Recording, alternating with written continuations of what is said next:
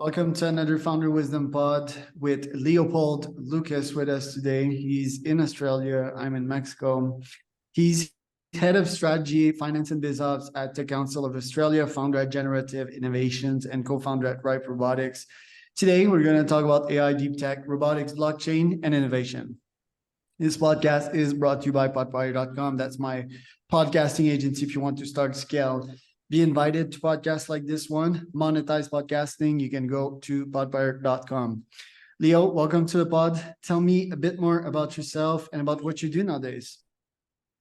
Yeah, thanks, Charles. So I initially studied law and social science international studies at uni, and then very quickly found myself drawn to the world of tech. I went and co-founded a startup over in France, and then got deeper and deeper into tech, in legal tech, and working at Accenture and Deloitte and some of the consulting companies, and then working at sort of more startups and scale-ups. So I founded a few companies, as you mentioned, Rip Robotics, which is has a vision of automating agriculture and building robots to essentially pick fruit, help with agricultural automation. I've also developed a company called Generative Innovations, and this has got basically building the next generation of applications for large language models. So we've got some of the top grossing apps in the plugin store at the moment with around 170,000 users, and that's been rapidly growing. And also launched an application called News, which enables you to have more independent insights using AI around like news topics around the world. It's essentially like an independent journalist for news.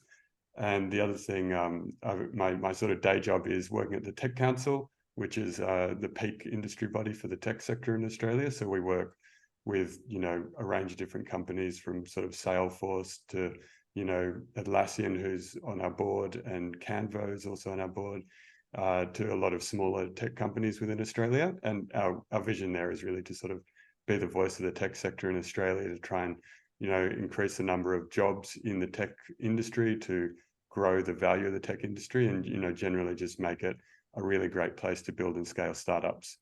So we want to really put Australia on the map there globally. Love it. Let's start with the OpenAI saga. What's your unconventional take? Because the elements are there. I mean, it was mostly, well, from my take, human psychology at play, and possibly someone and not in accordance with Sam's capitalist vision. But I think capitalism is needed to scale pretty much anything. If you want to do good, you need to have money. Money is an invention. It's not evil. It doesn't have much to do with what the hipsters think, it's just an invention. It's glue, it's energy that allows us to reach our objectives. That being said, let's assume that the audience knows what happened. In your take, what does that mean for the future of OpenAI? And also comment on the potential AGI claims that have been resurfacing lately. Yeah, I mean, it's obviously been a bit of a whirlwind. I said to someone, I've been surfing a wave with generative innovations and some of the plugins, and it sort of felt like a wave of fire. We were deep in the trenches essentially. So, being involved with the plugin store, obviously we're like pretty heavily invested in the fate of OpenAI, very dependent on what happened. And essentially I was up at 5 a.m. in Australia watching the dev day when that first happened, and that obviously that was sort of the impetus for a lot of this, these claims around the GPTs and revenue sharing, and that was sort of alluded to as being some of the key drivers for the dismissal. But then what happened is they essentially just cut the plugin store for like a few hours, and I was on in a chat with some of the top plugin developers around the world. And we've sort of got this community and trying to discuss, because we don't know, there's a lot of uncertainty in the way plugins and these platforms are being developed. But what happened with obviously after the coming weeks, Sam Altman obviously left, and then came back and went over to Microsoft, and there was this whole fallout with the board. And I think my perspective on it at the moment is that I think it's a good thing, but I think it's going to fundamentally change the way that OpenAI develops. Like, OpenAI has been a very interesting organization, sociologically in a way, because, we started out with a charity obviously where Elon Musk put significant funds into, and then obviously there was a change in that, moving to more of a semi-for-profit organization with a profit cap and a partnership with Microsoft. And then, you know, that really annoyed people like Elon Musk, who obviously stepped away, and then there was turmoil. So it's sort of gone through many phases of this. And I think it is because it's taking on such a fundamentally world-changing technology. And, you know, the fact that it's been the fastest growing consumer app in history has obviously put AI on the map. But then I think particularly with Sam Altman, if he had gone to Microsoft, I think that would have been incredibly concerning, because, you know, the fact that they had partnered with OpenAI, and on the dev day actually made comments about how they believed, you know, in the future of the safety of AI, they were just really, it would have been concerning, because essentially he would have gone in and had the resources that he would have had, if not more. He would have had none of the guardrails that necessarily would have existed at OpenAI, and none of the sort of underpinning ethical considerations. And so I think now that he's coming back, it's a great thing. But obviously the shakeup with the board, I honestly don't know enough about the board. I think, though, that it's an interesting choice with, I think, Larry Summers, who's, you know, ex World Bank and Treasury and things at the US. And I think when you talk about, okay, are there some comments around AGI? Has this fallout really been about the fact that they've hit some breakthrough that's going to fundamentally change the way that society develops? I think that could be a valid consideration. You know, putting someone from Treasury and World Bank, you know, you have to rethink when you talk about capitalism. I think capitalism was one element of it, and, you know, how we might need to, you know, deploy universal basic incomes, which actually a lot of capitalists like Hayek and stuff have been in support of. But, you know, I think it's also actually more about the risk and safety side of it, you know, and the fact that they were developing, you know, dedicating significant resources to super intelligence safety just before the fallout even. I think that's probably been more of the driver of the fallout. So I'm quite happy that he's back, but I'm also like very interested to see how this plays out, whether it's going to last or whether there's going to be, you know, a sort of breakup of the internal makeup of OpenAI. Right. Larry Summers, and who was the other guy again? There's a few I actually don't know off the top of my head, but I think, you know, Two gray hairs. But yeah. I think it was like generally good choices, because I'm concerned when there's an academic on the board, like people that don't have a clue of what it is to run an actual company and the physics of business, which is a science in itself that very few academics understand. Even scholars that are in the business area, it's all theory, you know. There's very few substance to scholars, and I'm always preoccupied when there's people like that on a board, or random people, you know, what's the term for that again, like the wife of an actor, like, well, why is she on that board, you know? And then the core guy, I mean, yeah, it was quite surprised. I think he's still there. You know, then it's probably for a good reason, but obviously he seems to be qualified CEO of Quora. That seems like a good qualification. The AGI claims, I don't think there's AGI right now. If I would have to consult my prediction machine here, I don't think there will be such a thing as AGI before at least 3 years, but there might be sparks of it, and people might have been scared by that. And people having the hero syndrome, they're like, yeah, we need to do something, we need to save the world, you know, and let's break the world's most valuable company into pieces and impact a bunch of folks like you or end users, you know, and that is totally not acceptable. Do you think that AI should or would actually govern companies or countries eventually? Yeah, well, I mean, it's interesting. There was news recently about a sort of embodied agent robot that is sort of meant to be the first robot CEO of a company. And I think I do think there will be some element of that in the coming years. It's going to be an interesting thing, because, I mean, when you think about like legally what a company is, it's essentially a legal person. And I think companies then become a means by which AI can actually personify themselves in the world, which I think is an interesting legal question of whether that should be allowed or not. But the reality is you're going to have regardless of whether it's going to be CEOs being physically run as agents, or you're going to have, CEOs depending heavily on AI, it will, increasingly impact the sort of decisions that get made at a strategic level for any company. So I think there is, but that then just like pushes up the bar. So every company then has access to this knowledge and this ability to synthesize data and make really good strategic decisions. So then, you have to think about, okay, what are the next things that we could add as humans that could like complement that that level of decision making. But yeah, I think it will be somewhat inevitable that AI will play a pretty key role in the boardroom in the future. Other than the fact that you're into plugins and so forth, why do you think folks like you and I are so concerned about what happened at OpenAI? And why do you think most people just have their ears shut and don't have a clue of why this is important?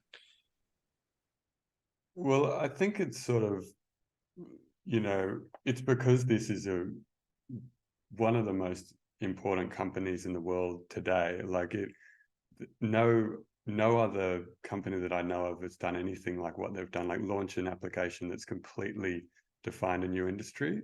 You had like, Apple coming out with the iPhone and things, but these were pretty established companies at the time. OpenAI sort of came out of the woodwork, and they were obviously doing some incredible work, but they've led the discussion on this. And I think the fact that there was the fact that they weren't transparent was, first of all, a big concern, because if you've read any of the books, like, I don't know, Life 3.0, like Max Tegmark or Nick Bostrom's Superintelligence, there are these stories of, AI sort of being developed in these closed rooms and then it getting out and AGI destroying the whole world. And, they're pretty far-fetched stories, but there are some legitimate concerns that do exist there. And I think the fact that there was a lack of transparency, there was sort of a lack of accountability and process, that, suddenly the CEO of this company just got completely ousted, and then the board got completely ousted. It just goes, well, who's actually accountable? Who's actually in control of this?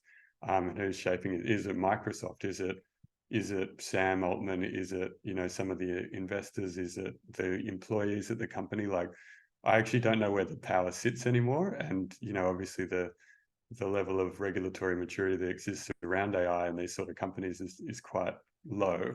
We're developing, we're playing a pretty integral role in Australia in developing that. But I think, it just highlights the fact that there are, like, governance is a central issue for AI companies, and, making sure you have the right people in the place and having the right processes and standards and things like that.